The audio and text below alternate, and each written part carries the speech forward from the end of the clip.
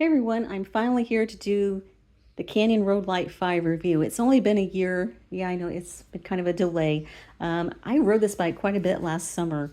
And then last fall I was riding it and then I got injured on it. So that's why there's a delay. But nothing against the bike. It was just kind of something dumb that I did. But we won't talk about that. But anyway, we will talk about how much I like this bike and who I think is good for. Of course, this is from Canyon, and this is a very popular brand, especially in Europe. It's a German brand. Here in the United States, it's a direct-to-consumer brand, so you purchase it online, and then it's shipped to you. And then you can assemble it yourself, or you can take it to your local bike shop and let them do it. They're going to be very familiar with this brand. Unless it's some really strange bike shop, I can't imagine that they wouldn't be familiar with Canyon. And I did assemble this myself, but I did run into some issues. And the main issue is back here with the derailleur. Usually I can get it dialed in, I can get it adjusted myself to at least get it decent. And I couldn't with this. It was just, I made it 10 times worse. It was just awful, really. So I took it to my local bike shop that I always go to, and they are a Trek dealer, and they didn't mind working on this at all. And in fact, when I came back, the mechanic who did work on this just kind of went on and on with this bike. He was just really impressed with it, and really everybody at the bike shop was. He's this big guy, like 6'3", 6'4", and this is an extra small frame. And he was out riding around on the parking lot, just having the time of his life. And everyone in the shop also rode it too, and they kind of just gushed over it. So that kind of made me feel good about my decision, and because they know high-end bikes. And I really haven't ridden a high-end bike before, and they were still impressed. So that's a big thumbs up here for this bike.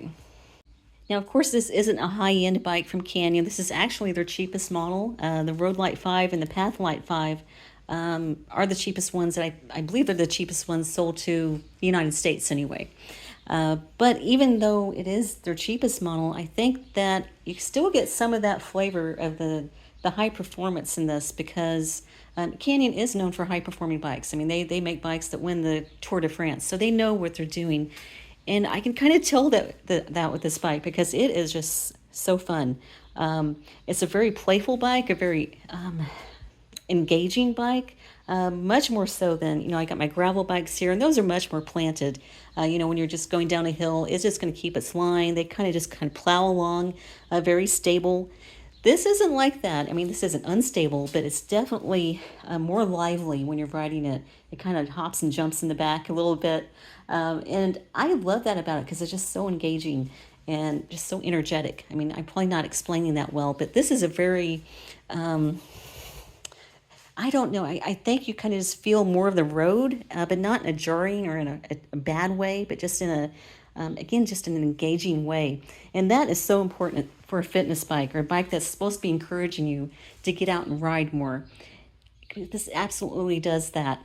And I see so many people make the mistake when they get a bike for fitness, or just trying to get back into cycling in general, and they buy a bike that is just like really clunky. Just the gearing's no good. I'm definitely gonna get in the gearing, because that's really important on this bike. And then I just, I see those people out on the bike path, and we got some sizable hills on the path that I'm always on. And, they're out there just with this, I think, the expectation of just having a great time out there. And then I see them struggling on the hills, and then I never see them again. And that's kind of sad. So if you are trying to get into cycling, and you're looking for a bike that's going to be easy to pedal, that's going to encourage you to ride more, this is what you want to look at. And of course, another highlight of this bike is the price. I paid, I think, $700 for it, maybe a little bit less than that, actually. Here in 2024, it's going for $749 the last that I looked.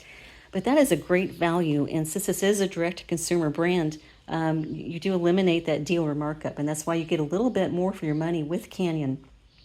And I can talk about that here. We have a really good aluminum frame on here, just very good quality. The welds are really nice on here. It's lightweight. I weighed this in at, I think it was 23.4 pounds, and that's with, I put my own pedals on here and a different seat on here. So around 23 pounds or so, which is really good for a bike that's well under $1,000. Another reason why it's lightweight is that we do have the carbon fork here. That's obsolete, also reduces the weight. but it also just produces just a more comfortable ride. It's going to reduce a lot of the vibration in your hands and in your wrist. We do have hydraulic brakes. Let me get back up here. We have Shimano hydraulic brakes, really good ones, 160 millimeter rotors, both front and rear, and very easy to actuate, really only 2 fingers to get these brakes locked on pretty good. We have this wide range cassette here, 11 to 51. This is actually meant more for mountain bikes. And this is just such an important feature to this bike and what makes it so good for somebody getting back into cycling. And I'm going to be talking about that. Shimano Dior derailleur, very durable, very common. It's on a lot of bikes. It's not high-end or anything, but it's very good. All the components on this bike are name brand, so you're not getting anything cheap. The only thing that was kind of cheapy on it was the pedals, and like I said, I replaced those. The ones that came with it were really pretty cheap. I would just go ahead and buy some new pedals when you order this bike. We do have quick release in the front and rear, and really good quality quick release, so it's not your cheapy, flimsy type that you see on some bikes. 700C tires here, 30 millimeter wide. Got a little bit of grip there, so they're not completely slick, but really good, efficient. This is a fast bike. This is a very playful bike. But we got some tread there, so if you're on some slick pavement or wet pavement, it should at least help you out there a little bit. But there's definitely enough room here. If you wanted to put wider tires on here, you definitely could. Both in the front and rear here, there's plenty of room to put wider tires.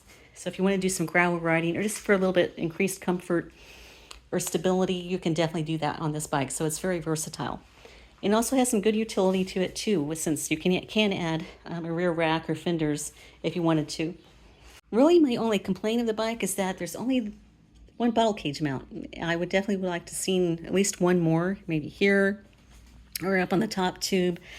You know, since this is a fitness bike, it would be nice to be able to bring along, a couple water bottles, but, so I guess I will have to subtract a few points for that. But you can definitely just get a frame bag. I got the little bag that I put onto this bike here. If you would bring along your keys and your phone and all that good stuff. There's other options, but it would have been nice to see another mount.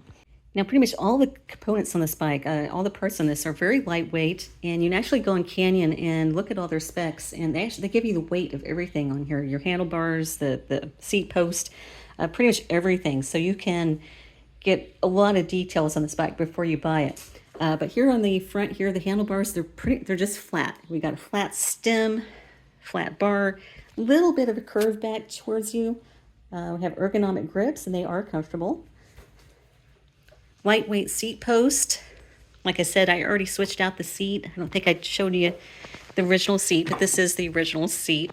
Very flat, very lightweight, but not terribly comfortable, at least not for me, so I switched that out. Other features, we have a 46 tooth chain ring, just a single chain ring.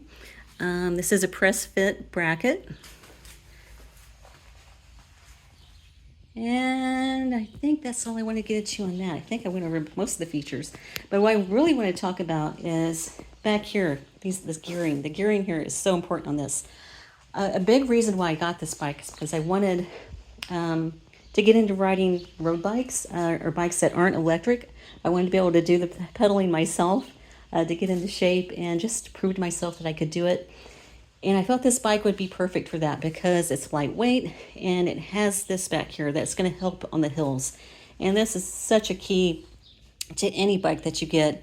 If you're going to be dealing with hills and you're trying to get back into cycling or get into cycling for the first time, you don't want to get a bike that just is under-geared. It doesn't have low enough gears to get you up the hills because you're just going to struggle and it's not going to be enjoyable.